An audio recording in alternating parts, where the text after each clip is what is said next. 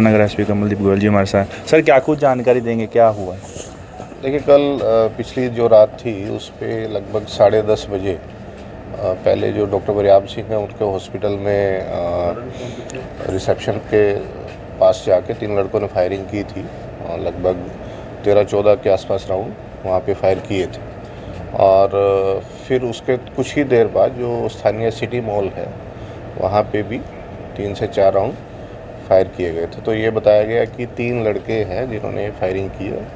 तो उसके बाद लगातार हमारी नाकाबंदी सर्च इलाके के अंदर चल रही थी और अभी लगभग 5 बजे कांसापुर के पास हमें सूचना थी कि ये तीनों लड़के उस इलाके में हैं।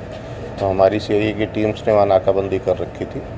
तो उनको पकड़ने के प्रयास में जब उनको रोकने का प्रयास किया तो अपराधियों ने और पुलिस की तरफ से दोनों तरफ से क्रॉस फायरिंग हुई है। लगभग 25 से 30 राउंड दोनों तरफ से फायर हुए हैं। तो उस फायरिंग में जो 2 लड़के हैं 3 में से, उनमें से 2 को गोलियां लगी है लेग्स के अंदर और 1 लड़का उनमें बाइक से गिरने के कारण घायल हुआ। तो इनको हमने तुरंत प्रभाव से स्थानीय हॉस्पिटल में भर्ती करवा दिया। उद्देश्य क्या था? इंटेंशन क्या थी?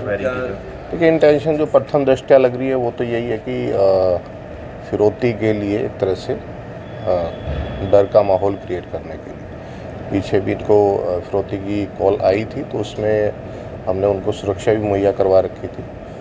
तो प्रथम दृष्टया तो वही मोटिव है। बाकी अभी पूछताछ में और ज़्यादा पता किस गैंग से जुड़े हो सकते हैं वो मैंने बताया कि अभी पूछताछ में ही पता लगेगा ये सारा।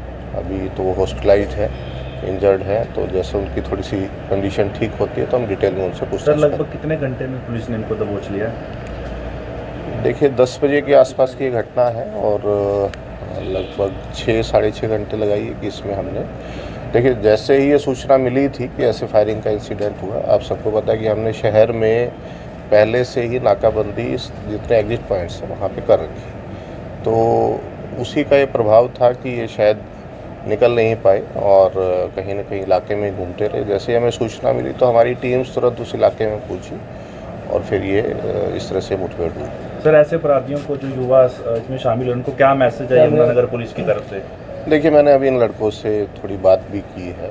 इनमें से हो सकता है कि 3 में से 2 लड़के माइनर भी हों और अभी पूछताछ पे कोई इनका बहुत ज़्यादा आपराधिक इतिहास पहले का नहीं।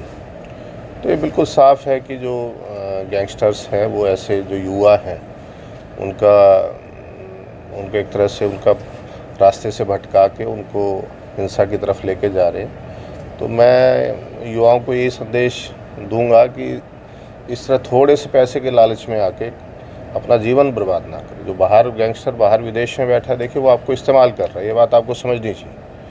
और जब तक आप इनका इस तरह उनकी बातों में आते रहेंगे तो ये ऐसे ही हमारे यहाँ के युवाओं का जीवन बर्बाद करते रहेंगे। तो बड़ा मेरा स्पष्ट और पेरेंट्स को भी बिल्कुल संदेश है कि वो देखें कि उनके बच्चे किससे बात करते हैं, किस दिशा में जा रहे हैं। तो ये बहुत ही सोचनीय एक सवाल है आज समाज के सामने। तो मेरी सबसे जो आसपास के हमारे जिला क्षेत्र के आसपास के जो ज़िले हैं वहाँ सभी से मेरा अनुरोध है कि कृपया अपने बच्चों की एक्टिविटीज़ पर थोड़ी नज़र रखें कि वो क्या कर रहे हैं। पुलिसकर्मी को भी सर कोई लगी है? नहीं, पुलिसकर्मी कोई इंजर्ड नहीं है। बुलेट प्रूफ जैकेट्स में सारी हमारी पुलिस की तैनाती थी। तो लकीली किसी पुलिस के ऑफिशियल को कोई इंजरी नहीं।